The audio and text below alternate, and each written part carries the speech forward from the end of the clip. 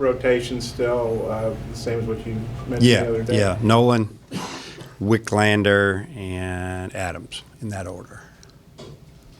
What did you say from Blake Adams that makes you comfortable? First off, are you feeling better? A little bit. Okay, stay away from the team. I don't want anybody getting the flu, all right? But, no, we've seen him throw, like I've said a couple of times, a lot of strikes. Yeah, I don't know if he walked anyone all fall. I think he's walked one or two in his 3 outings, this early spring. So first 2 outings of spring he did real well. The last outing, I stacked it, pretty much put the starting team against guys that were going to start, and he had a rough first inning or two, and then after that he really settled in and did a nice job. So, we just want to make sure that we've got older guys in the bullpen this first weekend for sure. Who starts out as your closer? That's a real good question.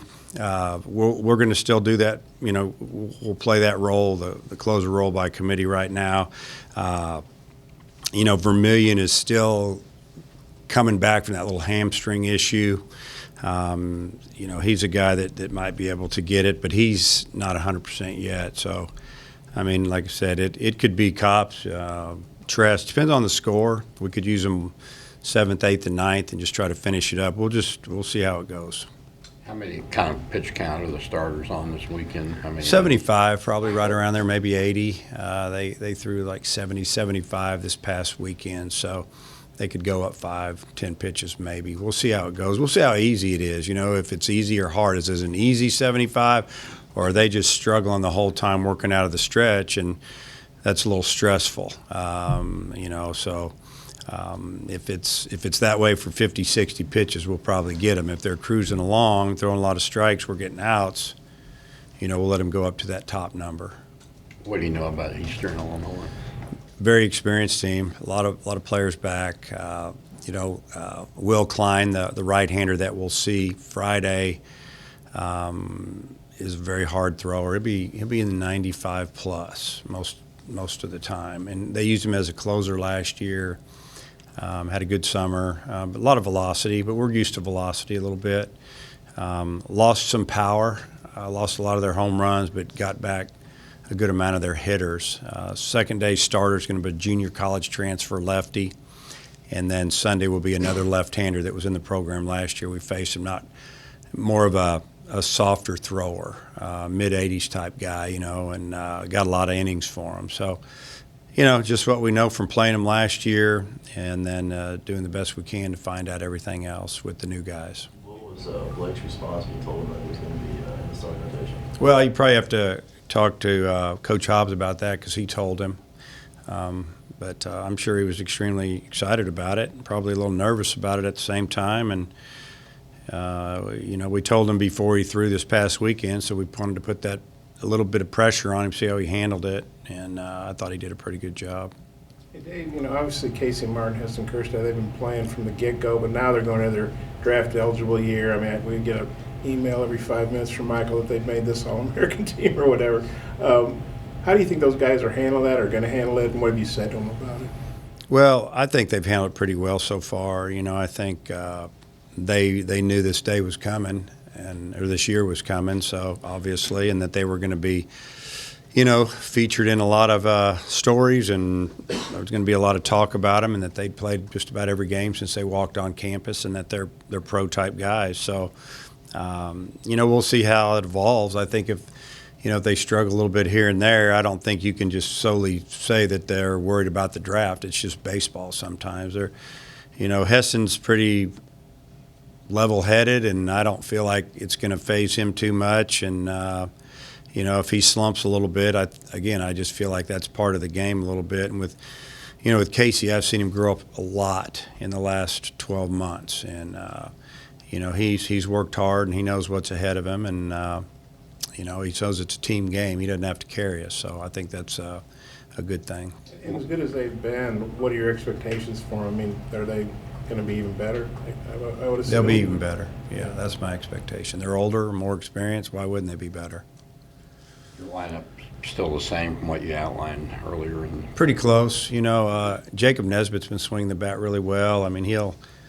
We'll still hit him down in the order, and Franklin will probably hit 2 holes. Same lineup that I threw out there 3 times this past weekend. You mentioned Zebulon still coming back. You healthy otherwise?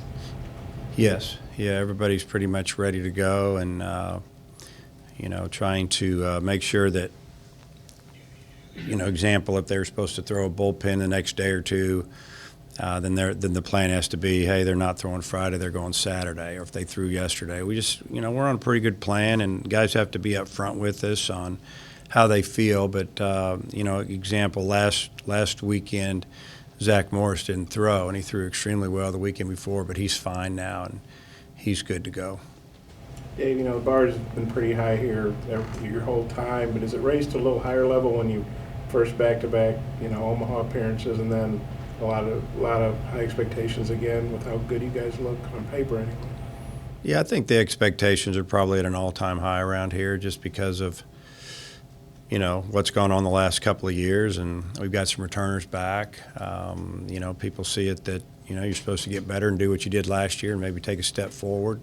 But that's fine. I think the players are good with that. And, the success has been good. It's helped our recruiting. It's helped, obviously, grow our fan base and contributed to, a new facility going up for our players in the future. So yeah, it's all a plus, and I think the players, they kind of embrace it a little bit. They like it. Speaking about the improvement in the stadium, what have you been told, or is there a certain finite date, or maybe?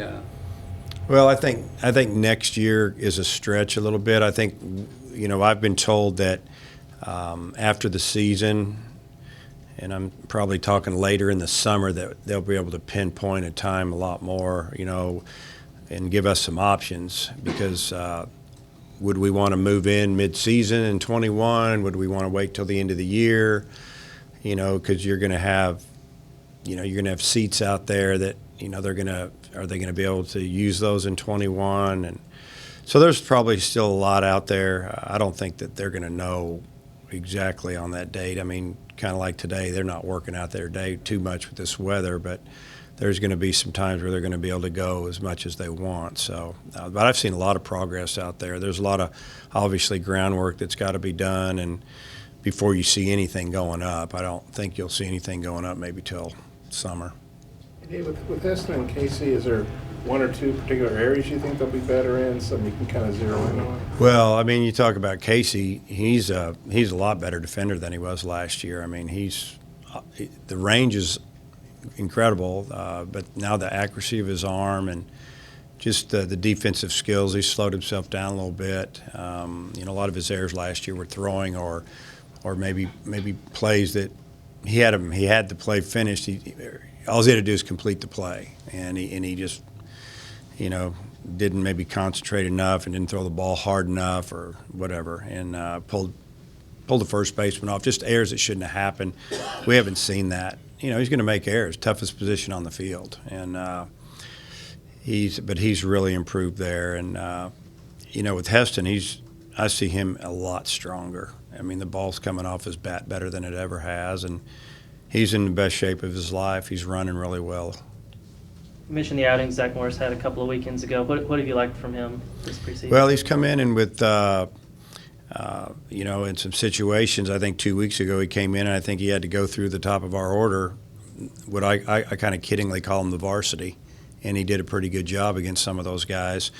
And, he's a hard-throwing lefty. He was throwing 92, 93, and he's got a good breaking ball. And now that he's starting to command the ball a little bit better, it's a guy that, why shouldn't he pitch? Doesn't matter how old you are. If you think you can do it, he's quick to the plate, gives our catcher a chance to throw runners out, and you can spin that breaking ball against right and left-handed hitters. It could be something special, I mean, he may work himself into a closer role if he shows he can do it. We've had a pretty good left-handed closer here for 2 years in a row. Dave is a little off the mark, maybe, but you realize it. But Mike Bolsinger, maybe the first of many guys who's suing the Astros.